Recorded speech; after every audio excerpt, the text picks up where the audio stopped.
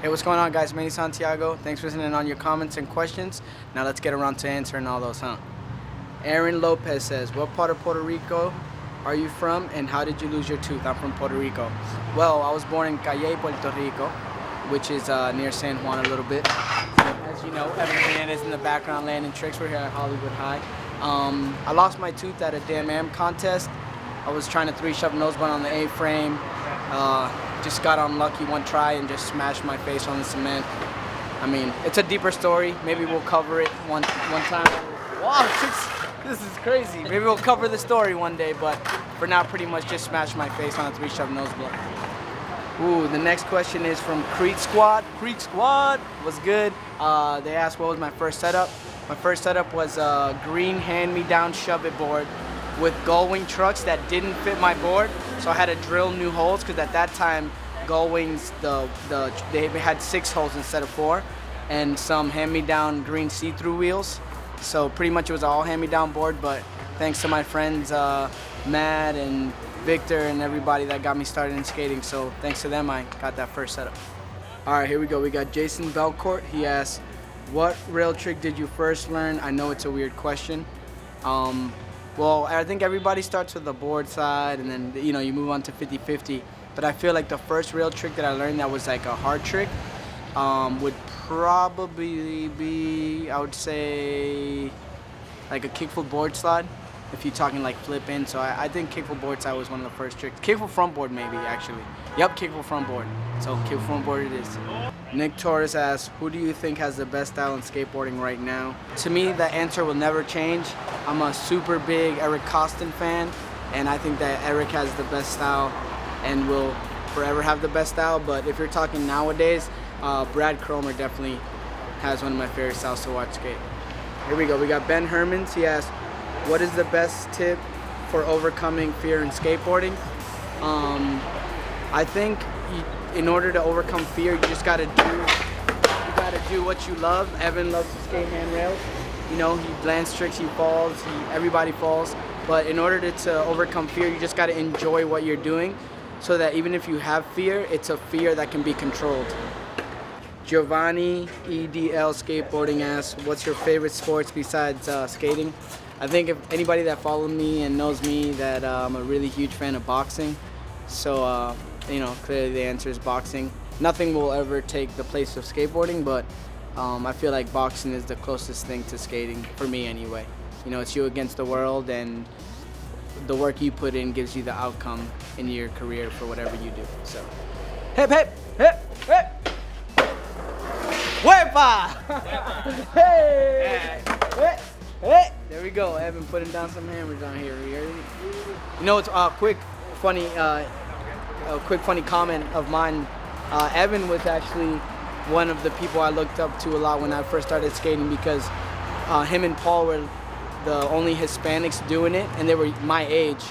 And so In Bloom was my favorite video, and I grew up pretty much idolizing that guy. And now we're homies and we're skate spots and we kick it, and that's what's cool about skateboarding, that you can look up to people and also become friends because you guys share the same feeling for what you do. But to the next question, Zampu Lutinen asks, what was your first sponsor and how old were you? Shout out to Finland Ripper. Shout out Finland. My first sponsor was Pioneer's Board Shop, which was Dave Paczynski's uncle's surf skate shop, and he was the one that got it started for all of us. So thank you, Steve, at Pioneers. I know you guys are doing good. I'll see you guys soon. Here we go. Russell Cates. I believe I pronounced that right. If I didn't, I'm sorry. What advice do you have for skating handrails? You shred them hard. I just want to get all the basics down. To me, when I first started skating, I wanted to express myself, and I wanted to be more of like a Mike Tyson skater. You know, like I knew I didn't have like the spring style where I can absorb downstairs like Dave, and I just wanted to leave my mark in skating. So I enjoyed skating handrails, and the thought of being able to do tricks into rails, like warp your board a certain way to make, you know, like I don't know, nollie flip backsmith or stuff like that, you know, nollie flip 50s and board sides and whatever, rever heel into whatever. So in order to skate handrails the way you want, you can't be scared of them, and they have to kind of excite you. just like Lucas Pugh and when he skates ledges, stuff like that, like Cody Cepeda when he skates flat ground, Paul when he skates anything, stuff like that. It's just kind of like you have to really enjoy what you're doing in order to master it. And as for getting the basics down, this is one of the best quotes I've ever heard, but it came from Lil Wayne, and it was repetition is the key to success, because you can not have it good at first, but if you repeat it and repeat it and repeat it and repeat it, after a while you're gonna have it so comfortable that you'll be able to come to 12-stair rails and, like Mike, have fun and just jump down the stairs like nothing. Tyler Witt says, how long did it take to film the pound for pound part? Realistically, I had from January to October to film the part, and in between all that I had Street League and all these other contests, so I couldn't focus on street skating. So if you really put it like that, realistically I had like five months or something like that. So it took me around 5 months to film the part altogether. Yeah, it was hard work, but as long as you dedicate yourself to it, And when it came a month before the part was done, I only had around, I think 11, 12 clips, so I had to really focus and go out and get tricks. You're going to be seeing a remix soon coming from the AKA channel, and I'm sure it's going to be dope, so enjoy it. Joey Gentile. Hey Manny, what are some tips for kickflips? Every time I flick, my back foot lands on the ground and I don't even try to do that. Just focus on your shoulders and your board. So whichever way you stand, make sure that your shoulders are over your nose and your tail. That way when you pop and flick, you're gonna land back down. If you turn your shoulders a slight bit, your board might stay this way, but your legs follow wherever your shoulders go. Hence front side flip, back side flip. So just make sure your shoulders are aligned and commit. Don't be scared to land primo. And if you're scared to land primo, get some Exceder insoles because they save your life. They got a primo pad. All right, Annabelle Macias asks, kickflip or heel flip? Well, as you guys know, I like kickflips, heel flips, front shoves, vero heels, nollie flips, switch heels, switch flips. So I can't really answer that question, but normally when I warm up, when I get to a park, skate flat, anywhere I go, skate a hand or whatever, I always start with a heel flip. The heel flip warms up my feet in order to be able to flick a kick flip, because to flick a kick flip takes more of a rotation of your foot to flick. So the heel flip kind of gets it. It's the starter for the guy. It gets the car going, it warms it up, and then you can put it in drive. So heel flips. Ooh, we almost just witnessed an accident. Good thing she got good brakes. Really? If not, good. I'm sure she has some insurance and she'll be fine. Jalen Hill asks, what were your dream sponsors as a kid? Well, since I started skating when I was 14, 15, I wasn't too much of a kid, but I grew up, wearing Echo, and I used to make jokes with Dave that I was gonna skate for Echo one time I was like, I'm gonna skate for Echo, it's my favorite brand.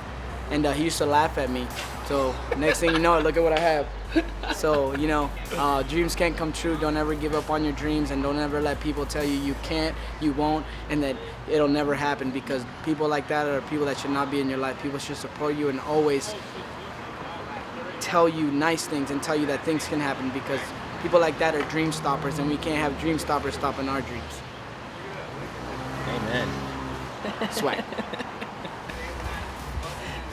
Chilled Bills, where did you grow up skateboarding?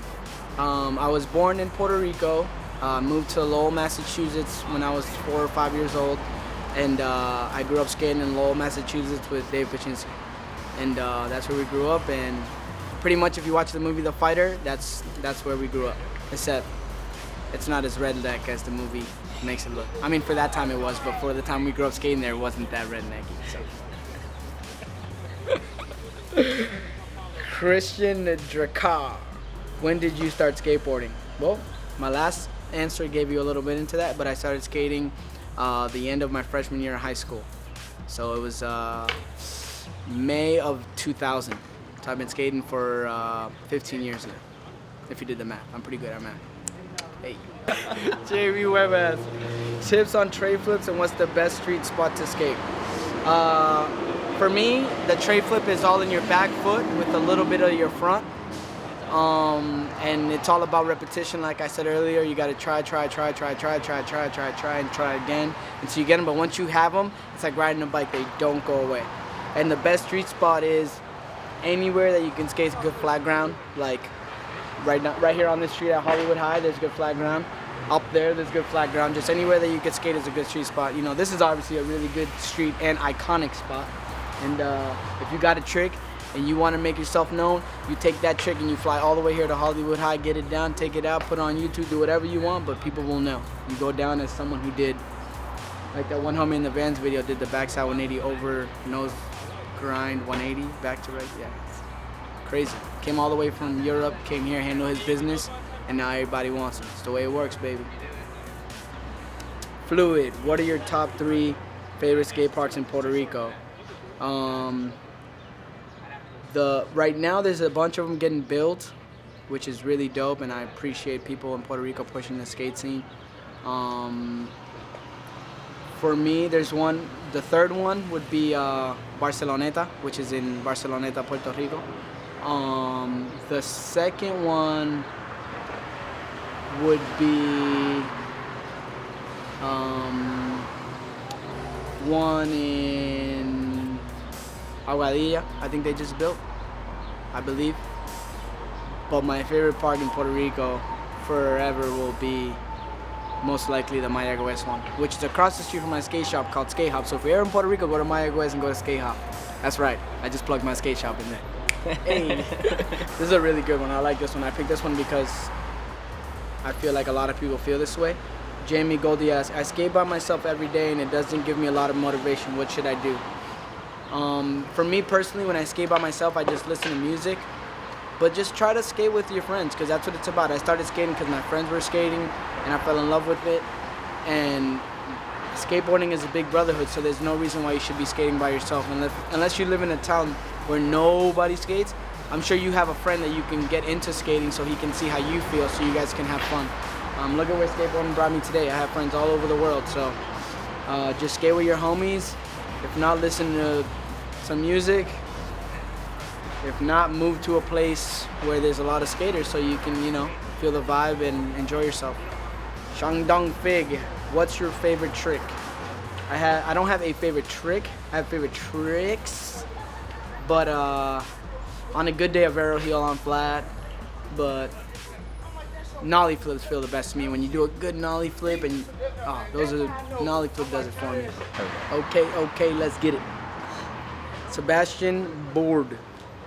What inspired you to start skating?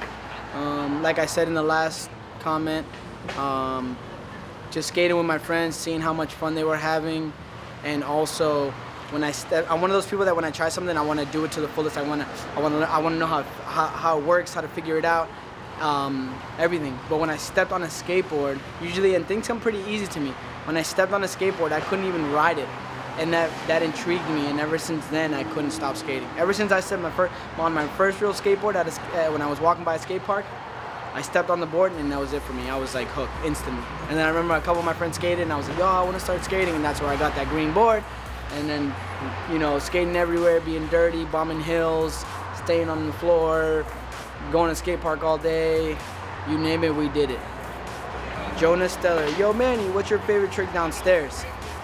If you know me very well, you know that I'm not a big jumping downstairs kind of guy, because my ankles can't really take it. I jump downstairs though, because when I do have a trick I want to do, I want to do it, and I know that doing it down a big set of stairs will feel good, in a sense of how the footage, my body maybe not, but for me, a trick downstairs would be a nollie flip. Like I said earlier, there's something about a nollie flip that when you pop, flick, and catch it, or a tray flip, there's no better feeling. You just feel it. You're like, wow. So say nollie flip, 3 shove, barrel heel, front side flip, switch flip, nollie back heel, nollie heel. I mean, it's a lot. Start thinking there's too many. Elijah Custer. How many 3 flips can you do in a row? Realistically, if you gave me a street that slowly went downhill and I could take my time, I could probably I could probably I can do as many as I want until my legs get tired. And it'll take a while for my legs to get tired. So I can't give you an exact number, but let's just say if you gave me a little downhill, I can give you as many as you can film. Paul Anderson. What's good, Paul? How you doing? Very good name.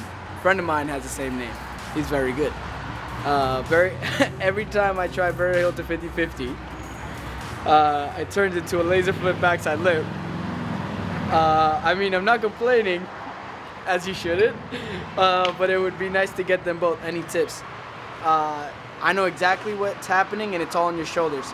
When you go to pop, when you're looking at the rail, the hubba, the ledge, whatever, you go to pop, make sure that you're looking at the spot, and as soon as you go to pop, keep your shoulders straight, because the reason it goes to back lip is because you're turning your shoulders either this way or this way too much. You got to keep your shoulders aligned with the obstacle you're skating so that the barrel heel doesn't keep going. Don't tell nobody else, though. That tip is just for you, not for these hundreds of thousands of people that are going to see this. Jonathan Torres, sounds Spanish. Why did you cut your hair?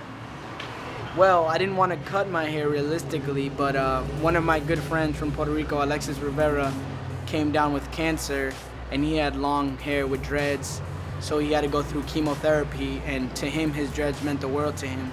So, although I grew my hair out for 5 years, I couldn't imagine what he was going through physically, mentally.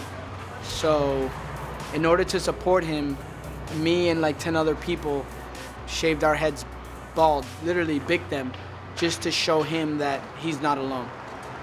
And he was very happy by that.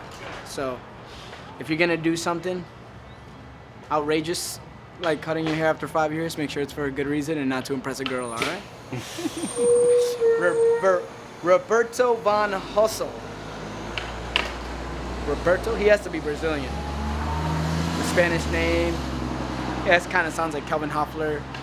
Oh. All-time favorite skater, you already know, the Don Dada, the king of the flips, the spaghetti man himself, the pizza flipper, Eric Costin. The best. He's the Michael Jordan of skateboarding. Then goes Paul Rodriguez is the Kobe Bryant, and then Nigel Hughes is LeBron James. That's the way it goes.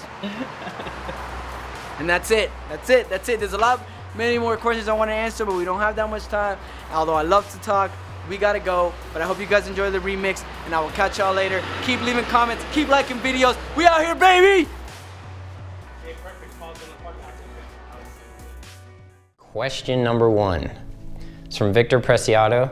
He's one of my friends. He's an intern for me. He comes out and films. And yeah, his question is, what was NK doing before he ever got into skating and filming? Well, before I started skating, I was really into drawing. I did a lot of illustrations. I was looking to become either a comic book illustrator or an animator.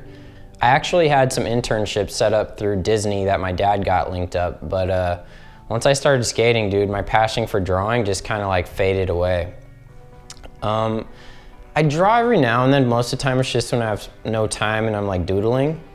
But I'm thinking of starting a company soon, and if I do, I'm gonna definitely start drawing a lot more and become very involved in like the graphics for whatever I decide to do. But